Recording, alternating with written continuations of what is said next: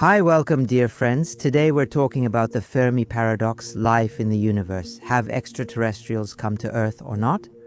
That's because recently President Trump of the United States just sent a memo to government agencies requiring them to make all documents public.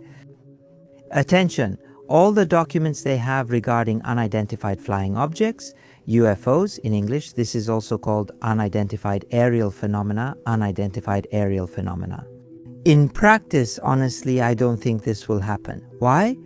Because most likely many of these reports have to do with military activities, espionage activities.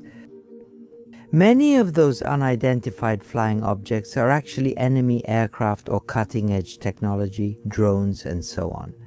So I don't really expect America to make all these documents public, but I imagine that some of them will be released.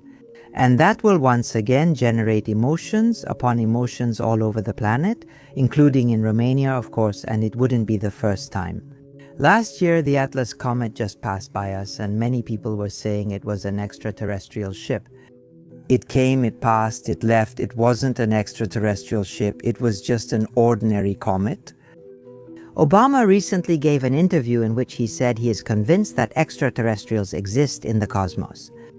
Honestly, I am also convinced of that. However, pay attention. He didn't see in any of the documents he studied any clear evidence that these extraterrestrials have reached Earth, or, well, that they would have been encountered by the American army and so on. He probably encountered seemingly ordinary situations, a message from a courier, an urgent invoice, or an attachment that looks legitimate. A single click is enough for things to escalate quickly, from phishing attempts to viruses or ransomware. That's why I use Bitdefender. Total Security is a solution that offers complete protection for Windows, macOS, Android, and iOS on up to 5 devices. It runs quietly with minimal impact on performance, but constantly monitors system activity. What I especially appreciate is that the protection is real and well structured. Antivirus and advanced threat defense for detecting new threats, automatic blocking of malicious websites and phishing attempts, firewall, vulnerability scanning, and protection against ransomware, including options to restore affected files. On the privacy side, it includes useful features such as a password manager and a VPN with 200 megabytes per day per device. For safer browsing, protections for online transactions, and tools that limit online tracking. It can be tested for free for 30 days, enough to give you a clear idea of how it works in practice. The link is in the description if you want to find out more. Just be careful, this idea that there are aliens somewhere and that they haven't visited us, the so-called Fermi paradox, is something that will stay with human civilization for a long time.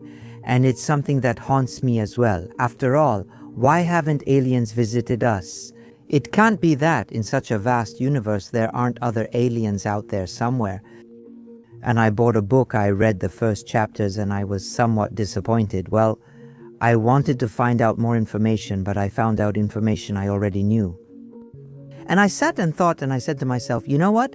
Let me make a video in a different way, meaning a video where I mainly focus on the things that I believe.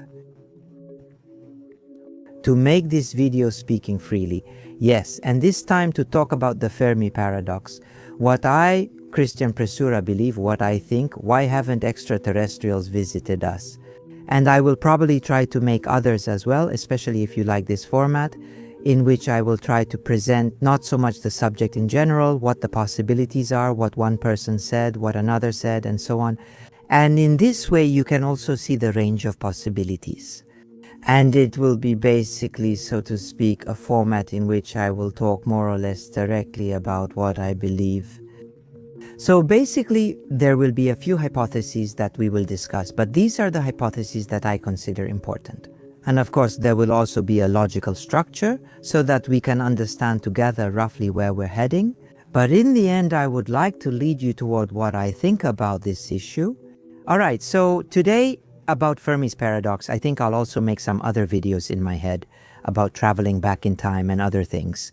But anyway, let's get started today with Fermi's paradox. From the start, I have to tell you two things that I consider important in today's discussion, namely the temporal dimension of the universe and the spatial dimension. What does that mean? The universe is about 13.8 billion years old, which for human life is so much, so much. We live for a few decades, not 67, 10, 80, some 90.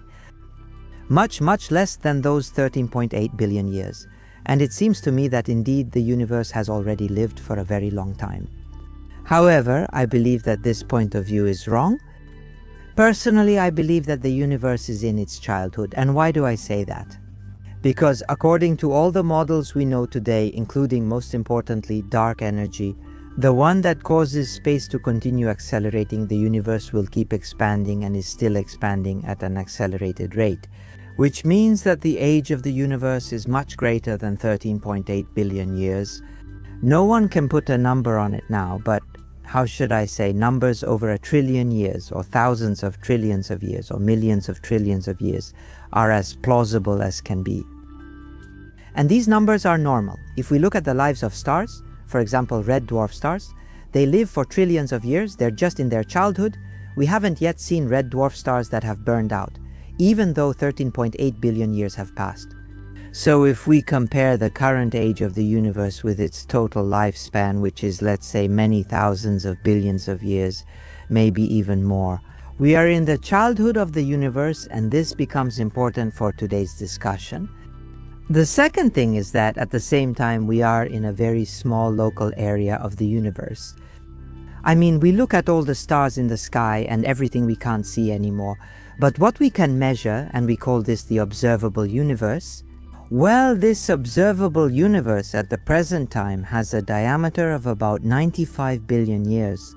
Light years, yes, 95 billion light years, which seems like a lot. Again, billions of light years, it's a lot.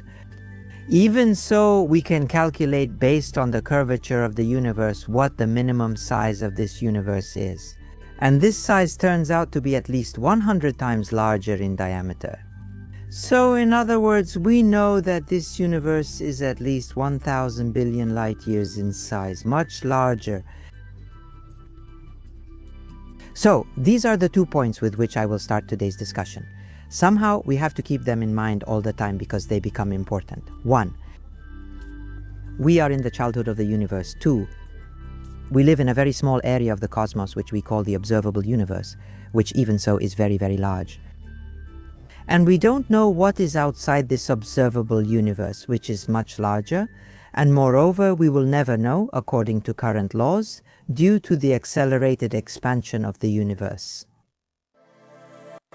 And now let's talk about extraterrestrials. Yes, for me, extraterrestrials represent intelligent life. That's the definition I give. Because in the evolution of the universe, let's say, we have 3 stages. Yes. The first stage is inorganic matter, so atoms scattered randomly throughout the universe. The second stage is about life, what I call primitive life, meaning microorganisms that reproduce. And the third stage is intelligent life. The question is, sir, if the universe is so big, yes, where is intelligent life found in the universe? And why hasn't it visited us until now? Well, in order to calculate this, let's go briefly, very briefly, through the history of the universe, so we can get an approximate idea. When could intelligent life have appeared in the universe? After the Big Bang, when did life appear in the universe, and how did it appear, and how did intelligent life appear? We go back to the Big Bang, because the Big Bang was the moment when the universe was formed, and right after the Big Bang, the universe was formed. The first atoms in the universe, and these atoms were mainly hydrogen, helium, and lithium, so they were by no means heavy atoms. The heavy atoms, mind you, that we are made of. This ring here, for example, half of the gold in this ring was formed in the fusion of neutron stars. And that's true for many of the atoms in our bodies that make life possible. If we talk about phosphorus atoms, calcium atoms, sodium atoms, oxygen atoms, and so on, these atoms, which are essential for life, did not appear after the Big Bang. They were formed in the furnaces of the first stars. That is, right there in the center where fusion takes place and where helium and hydrogen come together, hydrogen fuses into helium, helium then fuses further into heavier atoms, and so on. And in this way, heavier and heavier elements are formed, up to iron. Attention, after that the star explodes as a supernova and spreads these elements throughout the universe.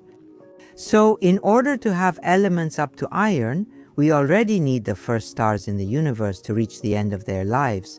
So the first generation of stars in the universe must have passed, which exploded and spread these heavy atoms throughout the universe. These first stars are believed to have appeared somewhere around a few 100 million years. After the Big Bang, we're talking about 300 million years, 400 million years, some even say 200 million years after the Big Bang. According to the new data from James Webb, I'll say, for simplicity, after the first billion years, so a billion years had to pass. After that, pay attention, once these atoms are scattered, they need to form rocky planets around the new stars, so that on those rocky planets life can form, can appear. Life, well, let's say, I'm taking, so to speak, the simplest hypothesis, yes, that life appears on one of the rocky planets or on these and so on. So do we need rocky matter? Well, for that to happen, we need to have, in the area where the first star exploded, another star that forms. Yes, and these are from the second generation. It has to gather these elements from around it and in this protoplanetary disk over time to form planets, and some of these planets are rocky planets. So do we have a next generation of stars? And she says, for simplicity, let's add another billion years. Okay, so now 2 billion years have passed out of the 13.8 billion years of the universe. We have a rocky planet somewhere in the cosmos orbiting a star, fortunately in a habitable zone. Yes, so that life can appear. We have heavy elements there, not very heavy elements yet. For now, I'll ignore those because very heavy elements need to be created through other mechanisms than the ones I've mentioned here. And on that planet, life can begin to form, right? The question is how long it takes until the first microorganism appears. And here there are a few points that need to be discussed. What is a microorganism? How many atoms does it need and how long does it take? Yes, in my definition, a microorganism is a physical system capable of remaining complex despite interacting with the environment. What does that mean? Well, it means the following. If a physical system is in open interaction with the environment, yes. In principle, its entropy should, so I shouldn't have to think about it anymore. So the disorder must increase, so the entropy, which is a measure of disorder, must increase. Yes, so the entropy of that system must increase because its disorder is increasing. This happens, for example, when we leave things around, yes, and disorder appears over time, so normally disorder must increase. So this complex system, if the disorder of this complex system increases, yes, it will become less and less complex and that system will die. Essentially, that organism will die, right? And there is a law of physics that says you can have low entropy locally, meaning there can be order, meaning the system remains complex. Only if you exchange energy with the environment, that's a law of physics. So in other words, a first definition of that microorganism is that it is able to exchange energy with the environment, meaning it gets energy from the environment, and with that energy, yes, to increase or decrease its local entropy, so to become more and more ordered and to maintain its complexity. The second definition of that microorganism of life, essentially, is that we need a mechanism to pass on genetic information. So that microorganism, even so, by interacting with the environment and surviving much longer in that environment because it uses energy and maintains its high complexity and low entropy. Yes, at some point it will still be destroyed, it will happen because of the universe, which is random by chance. And then that organism has to pass on the information about how it was built. We call this genetic information. Generally, when we say genetic information, we think of genes. But in the general sense, it's about information that is passed on to the offspring. So we need a system in which that organism multiplies and passes on information, which we generally call genetic, to its offspring. And so this is the second condition for living organisms, right? And the question is, how long does it take for this first microorganism which meets these two conditions to form? We don't know exactly, so we refer to Earth and to Earth. We know that after the appearance of Earth, after the planet was formed, it took about 1 billion years to have the first microorganisms which meet the two conditions, and thus we reached at least 3 billion years after the Big Bang. Now we have what I call primary life, meaning we have microorganisms that, pay attention, now need to develop into what we call intelligent life, because that's what we're looking for, extraterrestrials. Intelligent life in the sense that it understands the universe it is in, not intelligent in the sense that it just survives. Yes, because organisms have survived for billions of years. Intelligent in the sense that it understands the laws of nature, can control them. That's what I mean. So that microorganism has to evolve into an intelligent being, and fortunately, the law of evolution helps us here. Darwin's law, which is essentially based on the fact that the genetic information that organism passes on to its offspring can have a variation. That is, the information, when it is passed on to the offspring, is not transmitted perfectly. Because of this, some offspring will disappear because they are no longer built so perfectly to adapt to the environment they are in, but others will evolve for the better, meaning they will adapt better. And as a result of this process of evolution, organisms become more and more complex. How long did this process of evolution from microorganisms to beings take on Earth, if we consider the definition I mentioned? Well, about 3 billion years. Some say 3.6 billion years, let's say 4 billion years. Yes. And thus we basically get the minimum age at which intelligent life could have appeared in the universe. Let's recap, yes? We need 1 billion years for the first generation of stars to appear, then another 1 billion years for the second generation of stars to appear. With rocky planets, then another 1 billion years the third, for primary life to appear on one of the rocky planets, and then another 4 billion years for intelligent life to appear. So that means 1 plus 1 plus 1 plus 4, 7 billion years from the appearance of the Big Bang, the minimum time in which intelligent life can appear. Our universe is 13.8 billion years old. If life could have appeared 7 billion years after the Big Bang, that already leaves about 6.8 billion years. The possibility that life could have appeared before us by 6.8 billion years.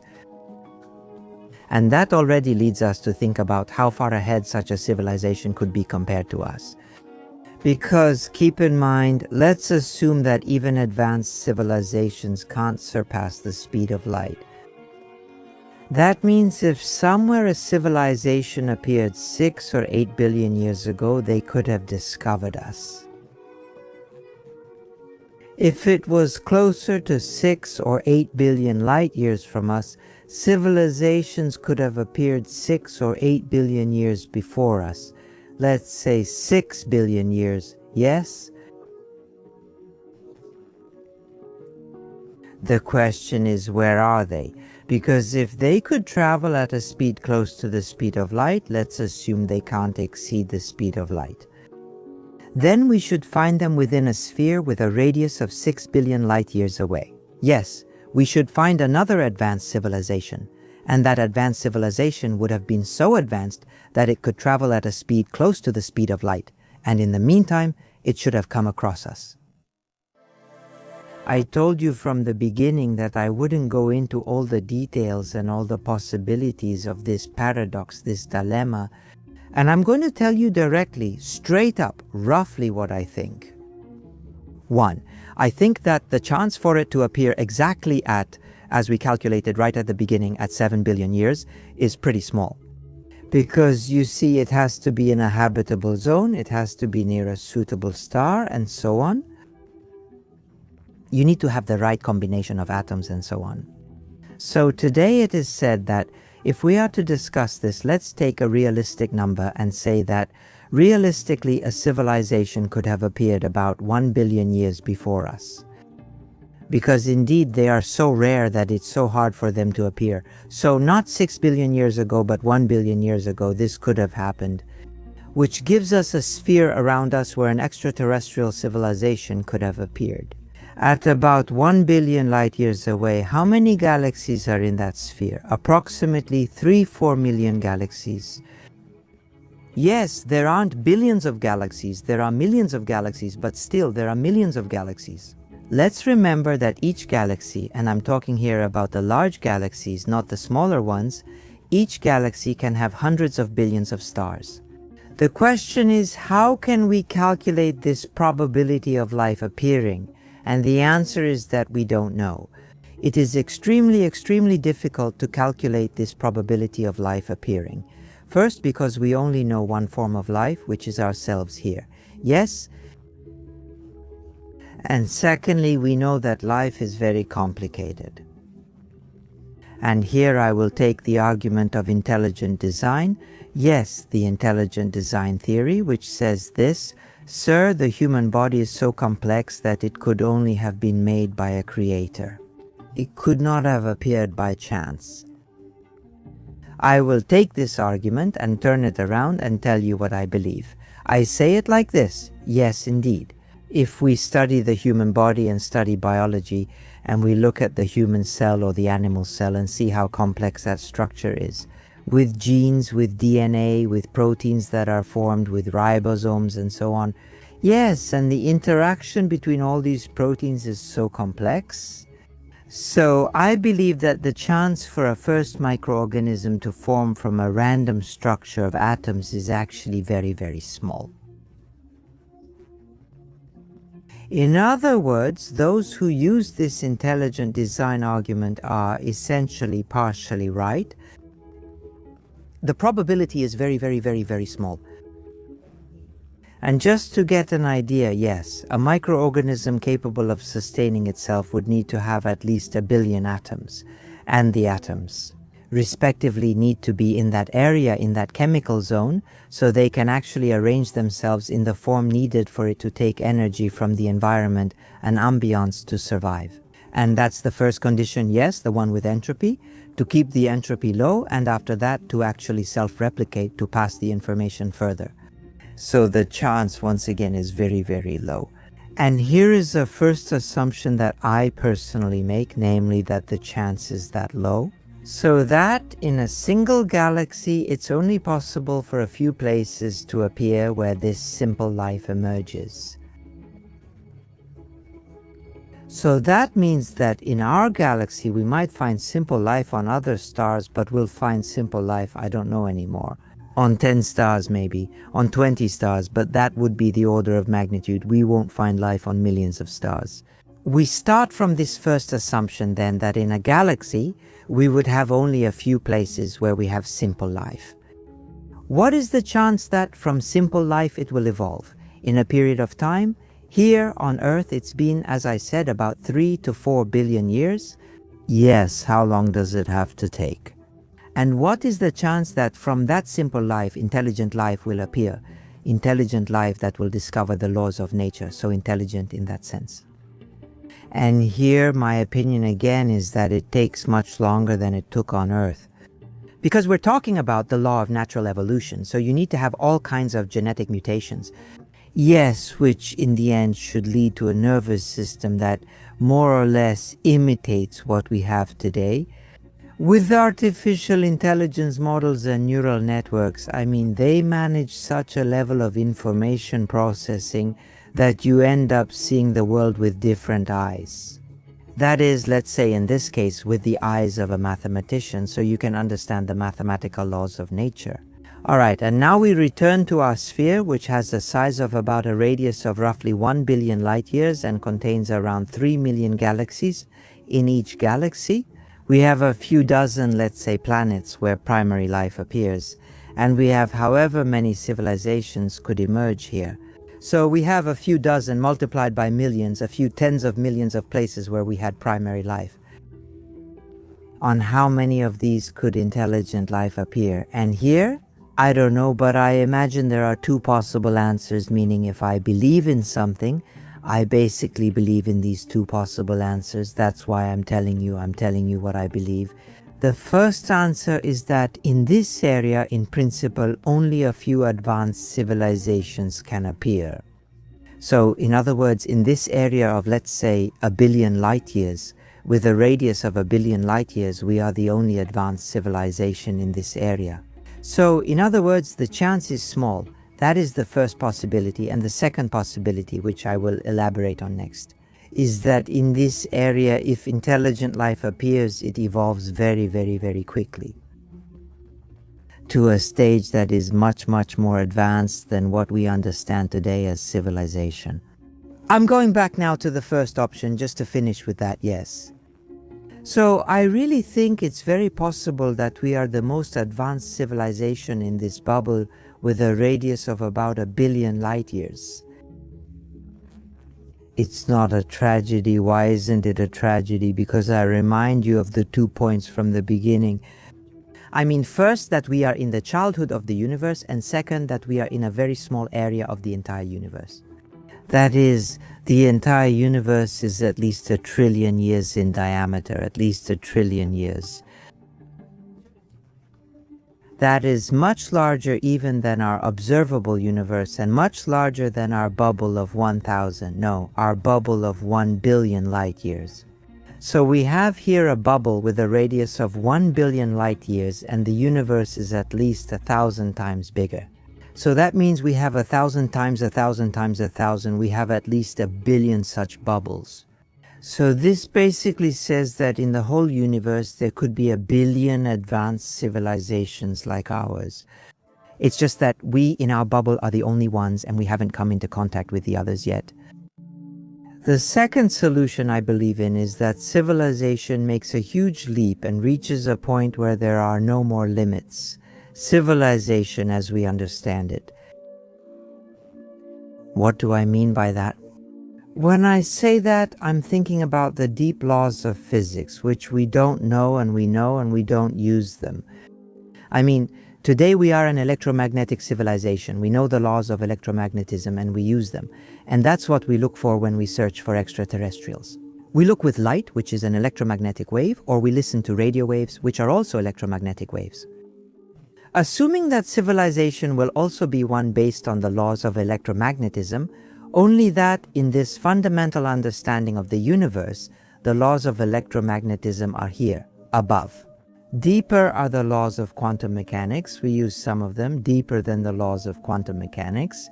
There are the laws of quantum field theories, meaning quantum electrodynamics, quantum chromodynamics, which we completely ignore. In technology, we know what neutrons are made of. Yes, we know they are made of quarks. We know that those quarks interact through a field called the gluonic field.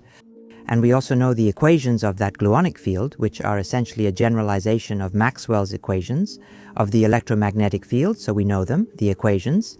Yes, but we don't have anywhere around us a technology that is based on this gluonic field or that is based on quarks.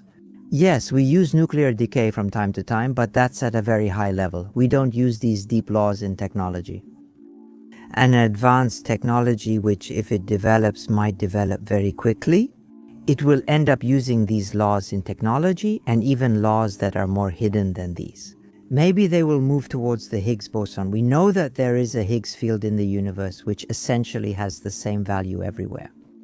If that highly advanced civilization is able to measure all the fluctuations in this field, the so-called Higgs field, if it is able to use them, if it is able to figure things out based on these fluctuations, which of the civilizations that exist in the universe use the Higgs field in their technology? And if I say, you know what, I only talk to those advanced civilizations that use the Higgs field in their technology. The ones that use the electromagnetic field are just at the beginning, and then those civilizations become more than just civilizations. If we go further with the idea and imagine that they understand what consciousness is, if we go even further with the idea that those civilizations are able to put their consciousness into laser beams to travel through the universe, just like I have an idea in a book that will be published by Humanitas this spring, that's a spoiler, isn't it?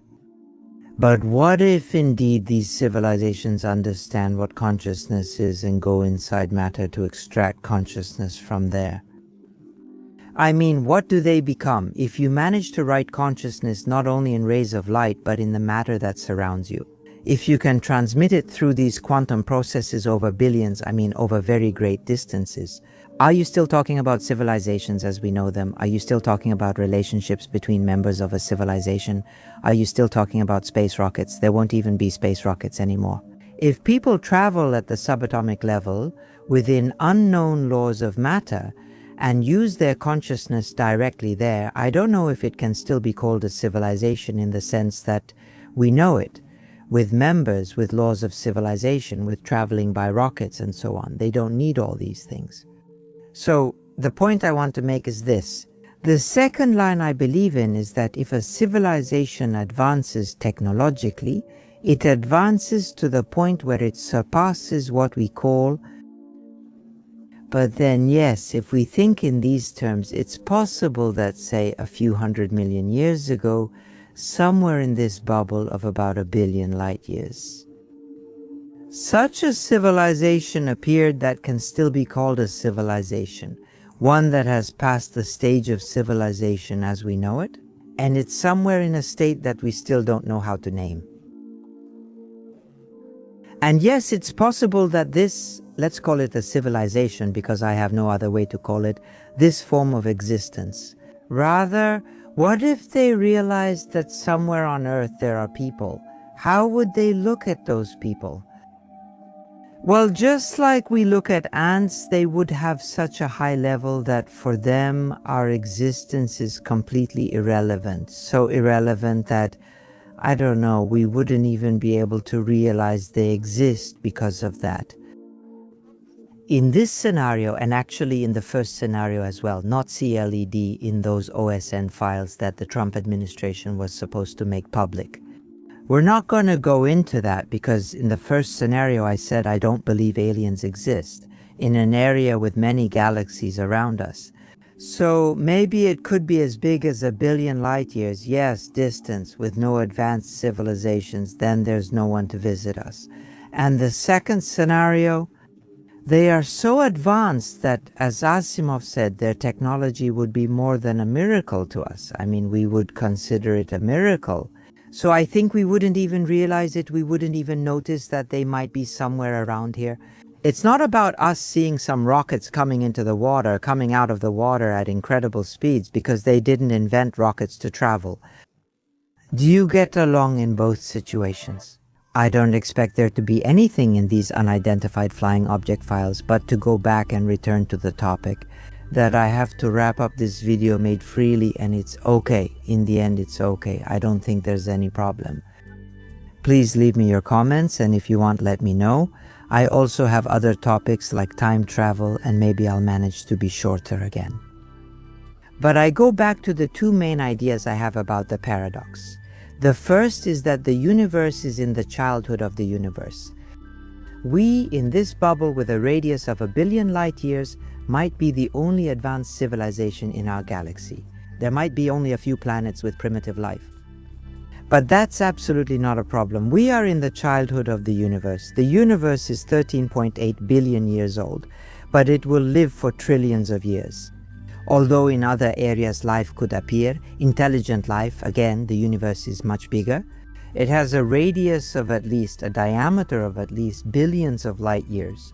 So if in this bubble of 1 billion light years there is one civilization like us, there are billions of other civilizations there that are now just as advanced as we are. Because the universe is big and it might be much bigger than that, so again, from the universe's point of view, there is absolutely no problem.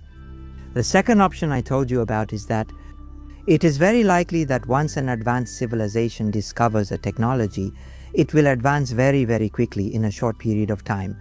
And to surpass that stage of what we understand as civilization, because it understands not only the formation of matter at a very deep level, so it uses all technologies based on all those new laws that we have not yet discovered.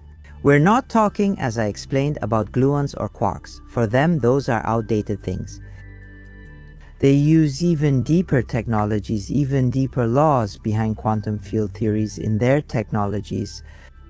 And again, maybe they manipulate consciousness at a level we can't even comprehend. So they redefine what it means to be a person, what human identity means, what civilization has meant until now, the sum of individuals, what life means, maybe they even actually redefine what death means. And then those civilizations, yes, are so advanced compared to us that we can't even call them civilizations anymore. And maybe they have been here, maybe they saw us, said adieu, and goodbye. In which case, again, we wouldn't have been able to interact with them, we wouldn't have understood them. It's true, though, that with this second scenario, I have a fundamental problem, but it's one that's fundamental in all religions. Yes, because if those civilizations have advanced so much, yes, they are at a level far superior to us. They could be compared from a certain point of view to some deities. Yes, because they have a very, very great capacity. And one thing I don't like about this story, and that's why I don't believe in it, is the fact that if they passed through here and saw how we suffer, they didn't do anything. And that's hard for me to accept, the fact that a civilization that is so advanced sees someone suffering and doesn't intervene. On the other hand, it might be true, because if we humans look at ourselves, at what we do with animals, for example, there is a lot of suffering in the animal world, we don't intervene, and moreover, many times we even cause the suffering of animals. So if we don't do this, I don't know. Maybe those civilizations, civilization is in quotation marks, would have much, much, much stronger arguments not to do it. And the last thing I avoided, but it's something I think about often again lately, because I'm telling you, I'm speaking somewhat freely, is the fact that many of these civilizations trying to rise from the level we're at a very, very advanced level. They might not survive this endeavor, and if they don't survive, we go back to the first option. That we are, again, the only civilization here which hasn't reached that point yet and is still surviving. But why do I say that this could be possible? I say this looking at today's world, and I realize that right now we have a very strong advance in technology, and I include artificial intelligence here, which, however, is not in sync with the advance of morality.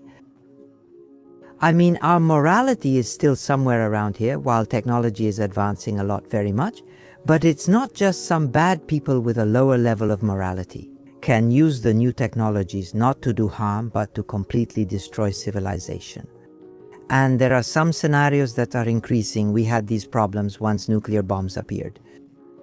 Fortunately, the possibility of a nuclear war right now depends only on the minds of some leaders.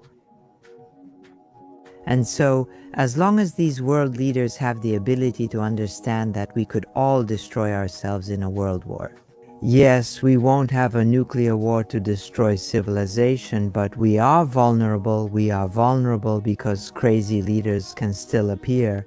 But imagine that civilization advances so much that a programmer from who knows where, yes, could write a program using artificial intelligence that could create a new type of viral agent. Yes. Through which he could then take control of the informational system, of all the nuclear bombs, of everything there is. Yes, and then indeed to once again put civilization itself in danger. And the point I want to make is that as civilization advances, it becomes easier and easier to destroy this civilization. And if morality does not increase, the chance grows that someone will press that button and destroy all civilization. And so yes, I believe it is a real possibility that a civilization, once it rises through this rapid stage of technology, could self-destruct. And with that, we've reached the end of today's video. To be honest, I also wanted to speak like this, freely, and share these thoughts with you. And maybe next time I'll do it in a more organized way so it will be shorter. In the meantime, please write in the comments, especially since I have a new idea so I can figure out how to do it. Let me know which topic you would prefer. So, if you find a link in the description where you can vote and choose different topics, if you vote for the topics you want, after that I'll check there and maybe I'll make more topics that you want. Alright, let's wrap it up here. Thank you to everyone who supports me on Patreon, who supports me here. Until next time, I am Christian Prasura. You are cool. All the best. Goodbye.